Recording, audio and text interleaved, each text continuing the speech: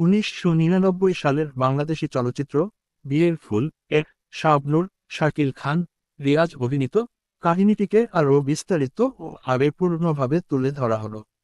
বিয়ের ফুল 1999। শুরু। চলচ্চিত্রের কেন্দ্রে রয়েছে নদী শাবনূর নামে এক লাজুক ও সরল মেয়ে এবং জনপ্রিয় সঙ্গীতশিল্পী আকাশ শাকিল খান।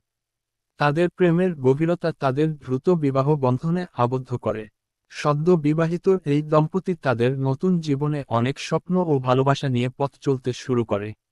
সংঘাত ও ষড়যন্ত্র। তবে আকাশের জীবনে ছিল রবি ও কুটিল চাচা রায়হান চৌধুরী, আহমেদ শরীফ এবং চাচাতো ভাই দিদার মিশা সওদাগর।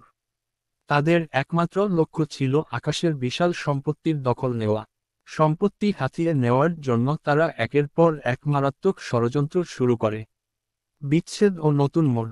ষড়যন্ত্রের শিকার হয়ে এক মর্মান্তিক দুর্ঘটনায় আকাশ নিখোঁজ হন। পরিস্থিতি এমন হয় যে সবাই ধরে নেয় আকাশ আর বেঁচে নেই। নদী তার প্রিয়তমকে হারিয়ে বিধবার বেশে একাকী জীবন কাটাতে শুরু করে। এক বুক শূন্যতা নিয়ে সে শাশুড়ির কবরী সঙ্গে দিন কাটায়।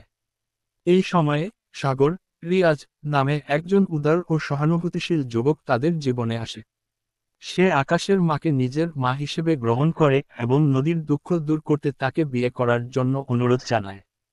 আকাশের মা নদীর নিঃসঙ্গতা ও ভবিষ্যতের কথা চিন্তা করে সাগরকে বিয়ে করার জন্য নদীকে বোঝাতে থাকেন। এক কঠিন পরিস্থিতিতে মন সায় না দিলেও নদী সাগরকে বিয়ে করতে রাজি হয়। ত্যাগ ও সম্মান। সাগর ছিল একজন আদর্শবান মানুষ। সেই নদীকে তার অতীত বা তার স্বামীর স্থান নিতে কখনো চাপ দেয়নি। বিয়ের রাতে সাগর নদীকে স্পষ্ট করে জানিয়ে দেয়, নদী মন থেকে তাকে গ্রহণ না করা পর্যন্ত সে তাকে স্পর্শ করবে না। নদীর প্রতি তার গভীর সম্মান ও ভালোবাসার কারণে তাদের এই সম্পর্কটি একটি অদ্ভুত বন্ধনে আবদ্ধ হয়। পুনর্মিলন ও সমাপ্তি। গল্পে নাটকীয় মোড় আসে যখন অপ্রত্যাশিতভাবে জানা যায় যে আকাশ আসলে জীবিত। আকাশের চাচা রায়হান চৌধুরী এই খবর জানতে পেরে ভয় পেয়ে যায় এবং আকাশ ও সাগর উভয়কেই চিরতরে শেষ করে দেওয়ার পরিকল্পনা করে। ঠিক সেই মুহূর্তে সাগর সঠিক সময়ে এসে উপস্থিত হয়। সাগর ও আকাশ কাঁধে কাঁধ মিলিয়ে রায়হান চৌধুরীর গুন্ডাদের বিরুদ্ধে লড়াই করে। অবশেষে সকল ষড়যন্ত্র ব্যর্থ হয় এবং সত্যের জয় হয়।